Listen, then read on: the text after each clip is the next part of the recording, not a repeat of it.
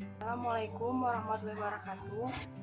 Perkenalkan, nama saya Wikra Safira dengan stambuk C301-19187.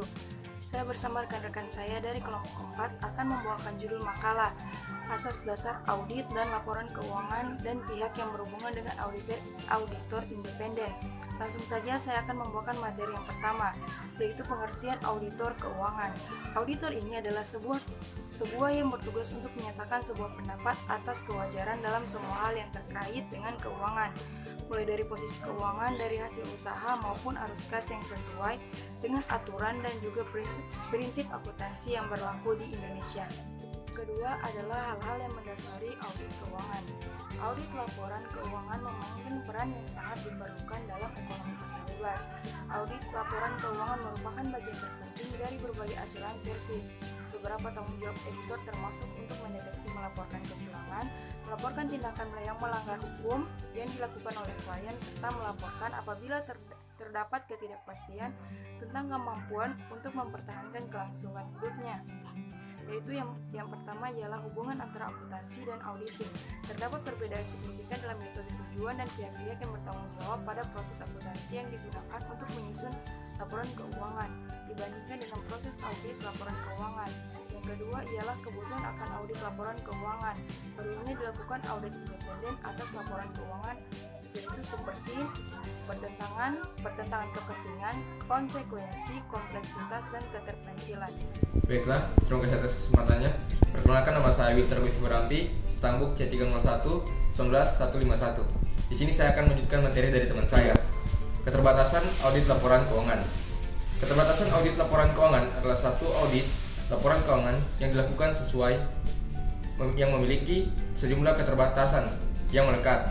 Salah satunya adalah bahwa auditor bekerja dalam suatu batasan ekonomi yang wajar. Bagian 1, bagi biaya yang memadai. Pembatasan biaya audit dapat menimbulkan terbatasnya pengujian atau penarikan sampel dari catatan akuntansi atau data pendukung yang dilakukan secara efektif. Nomor 2, jumlah waktu yang memadai. Biasanya, laporan auditor atas demikian banyak perusahaan akan terbit dalam waktu 3-5 minggu setelah tanggal neraca. Hambatan waktu ini dapat mempengaruhi jumlah bukti yang diperoleh tentang peristiwa dan transaksi setelah tanggal neraca berdampak pada laporan.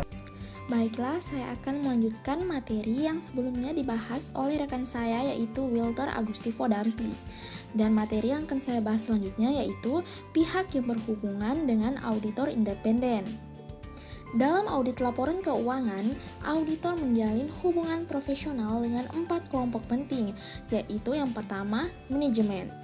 Selama pelaksanaan audit, terdapat interaksi luas antara auditor dan manajemen untuk mendapatkan bukti yang diperlukan di dalam audit, karena seringkali auditor memerlukan data rahasia tentang entitas. Pendekatan tipikal yang harus dilakukan auditor terhadap asersi manajemen dapat disebut keraguan manajemen atau professional skepticism, yang berarti auditor tidak boleh tidak mempercayai asersi manajemen, namun juga tidak boleh begitu saja menerimanya tanpa memperhatikan kebenaran. Selanjutnya yang kedua yaitu Dewan Direksi dan Komite Audit.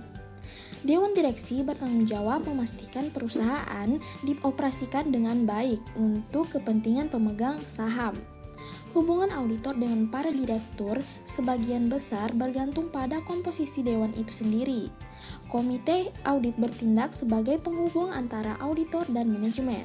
Fungsi komite audit yang secara langsung mempengaruhi auditor independen adalah yang pertama, yaitu mencalonkan kantor akuntan publik untuk melaksanakan audit. Yang kedua, mendiskusikan lingkup audit dengan auditor.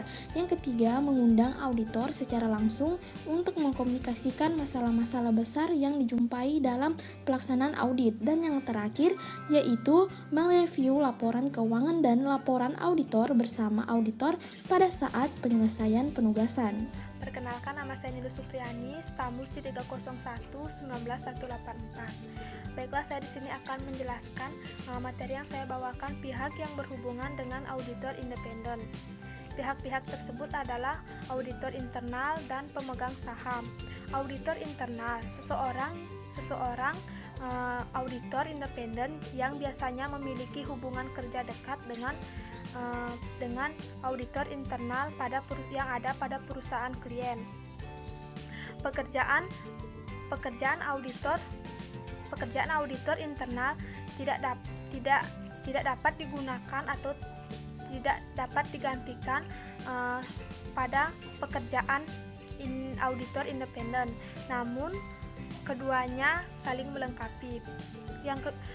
Terus pemegang saham yaitu auditor memiliki tanggung jawab yang penting pada sebuah pemegang saham sebagai pengguna utama dalam laporan audit. Perkenalkan, nama saya Sri Restika I. Abdullah, Stambuk C3011962. D. Menjelaskan tugas atau fungsi komite audit.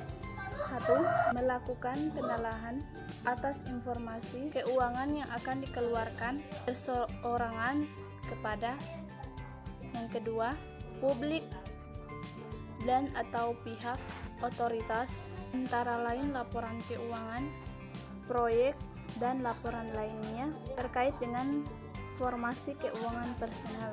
Yang ketiga, melakukan pendalaman terhadap peraturan perundang-undangan yang berhubungan dengan personel. Yang keempat, memberikan pendapat independen jika terjadi perdebatan antara personel dan audit eksternal. Yang kelima, memberikan rekomendasi untuk menjadi pertimbangan Dewan Komisaris mengenai penunjukan akuntansi publik. Oke, selanjutnya saya akan melanjutkan materi menjelaskan tugas atau fungsi komite audit. 6.